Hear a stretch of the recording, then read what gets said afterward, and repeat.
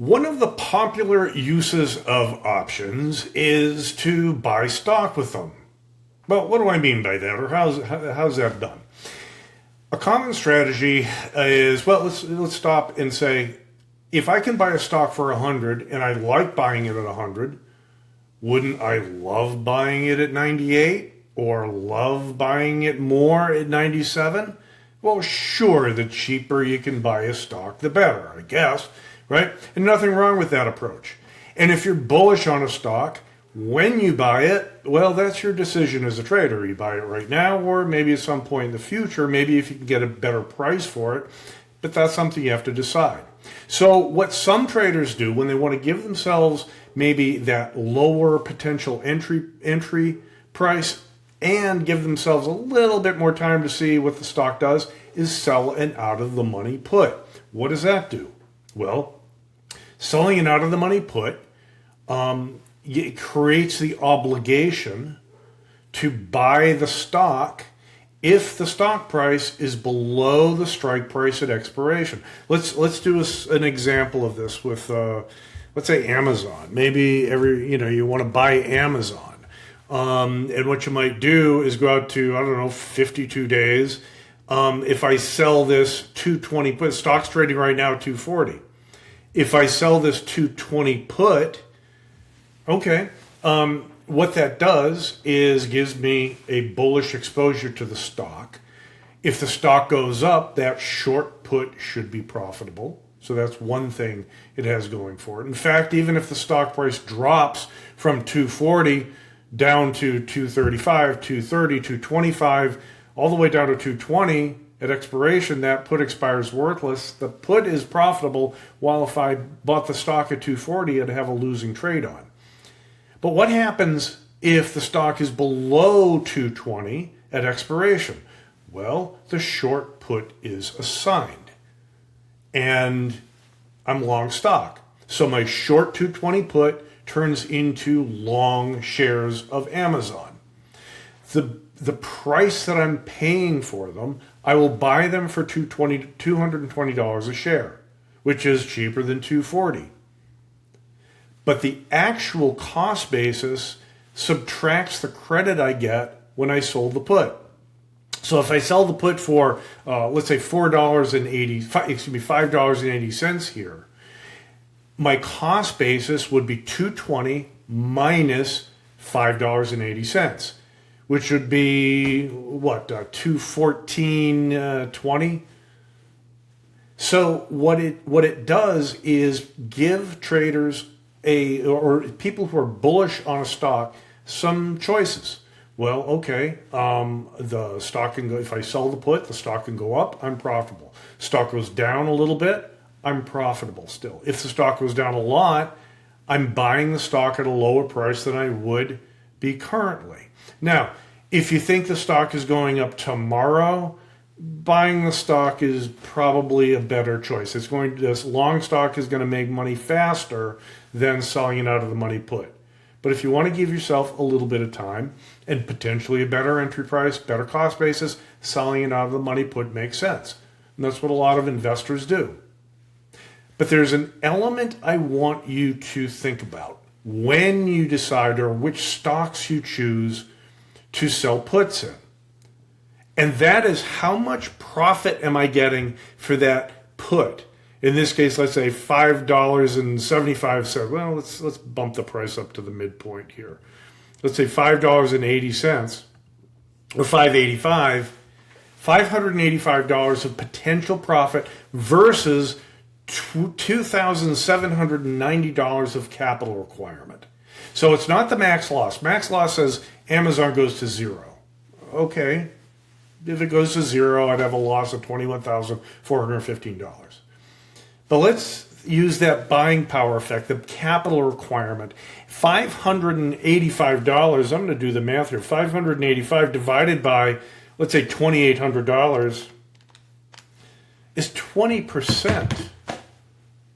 Yikes. So if I can sell that put and it expires worthless and I capture all $585 of profit, on the capital I use, it's about a 20% return on capital. over 52 days. That's pretty good. Okay, is Amazon going to rally up 20% in 52 days? Maybe it will. Maybe. But the odds are against it. The odds are better that the stock isn't going to drop below 220. In other words, it's either yes, I think the stock is going to rally, or I think the stock might rally, but it's not going to drop very much. If that's the case, if you have uncertainty, selling the 220 put gives you a good return on capital.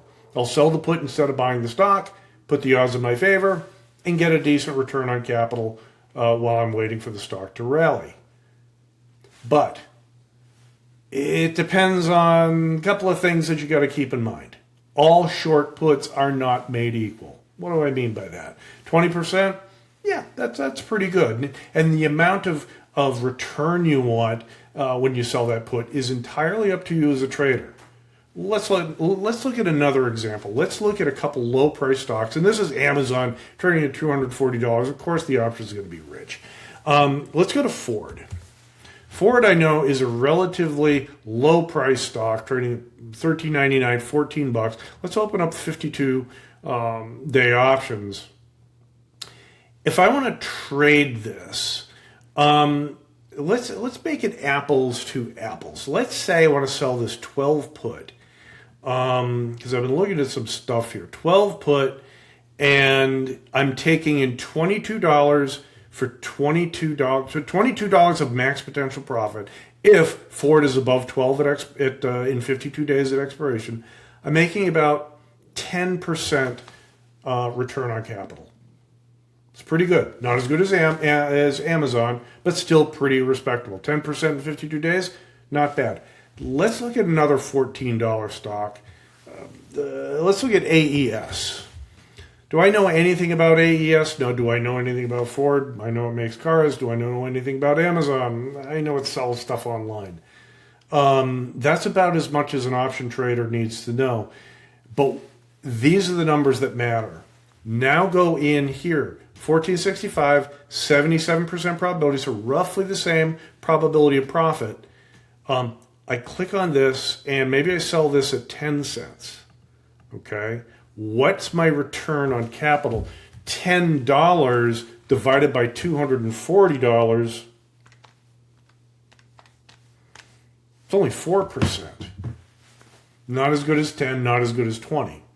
Now, if you were convinced AES is going to rally, by all means, sell the put. If you're happy with 4% return in 52 days, that's your choice as a trader. But if you think it's going to go up in this case, maybe you just want to buy the stock. If you really are bullish on AES, I'm not saying you are or aren't, but if you were, maybe buying the stock is better if you think it's going to go up fairly quickly, like in the next few months. Because for 4%, the stock rallying 4%, for AES to go up 4% and beat the return on the short put is easier than having Ford go up 10% and beat the return on the short put, or Amazon going up 20% and beating the return on the short put. See what I'm getting at? Does the short put give you enough return on capital to be worth not buying the stock? That's what I want you to look at when you use this strategy. Selling it out of the money put in order to buy the stock at a lower price, great strategy. Now you have to work in some other numbers. You want to be smart about this. You want to make smart trading choices. Using this, and by the way, if you'll notice, the volatilities, AES puts, 15%. Let's look at those Ford puts, and I'll tell you exactly why this is happening. These are trading at 45%.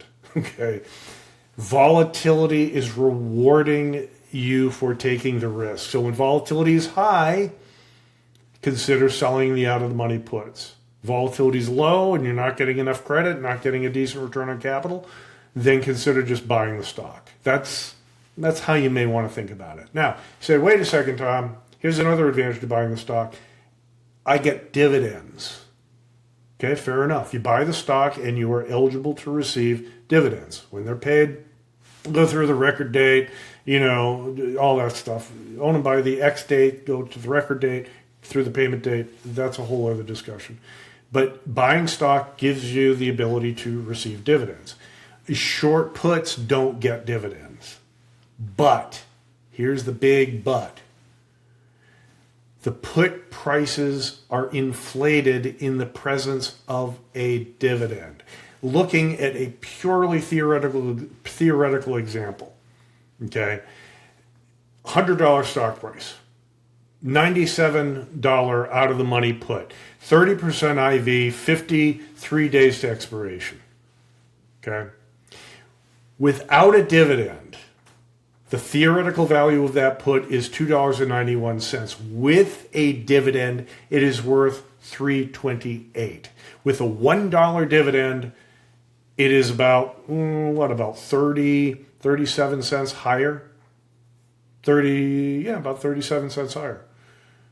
So why is that? Well, for theoretical reasons, the put has to reflect the lower price of the call. I don't want to get into put-call parity and the theory behind these option prices. But the bottom line is, if there is a dividend and you're thinking you're going to miss out on the dividend on the stock, the short puts price is elevated and will give you some of that dividend. Why some? Because the option price in this example went up by the delta of the put times the dividend price, times the dividend amount. So $1 times the delta of this is about, delta on this put is 36.36. 0.36 delta times $1 dividend is 36 cents. That's how much the short put increased in price. So, yes, you are foregoing the entire dividend, but the short put is reflecting, its price is reflecting the amount of the dividend. And the bottom line is it's less capital to sell the put than buy the stock. So the short put, even in the presence of a dividend, can give you a little bit better, potentially, return on capital. So those are some points that, as an option trader, if I were using this strategy, that's what I would focus on. And keep in mind that none of this is a trade recommendation. Whether you sell a put to buy stock or buy stock itself or some combination, if you decide to trade this way, please do not take any more risk than you are comfortable with.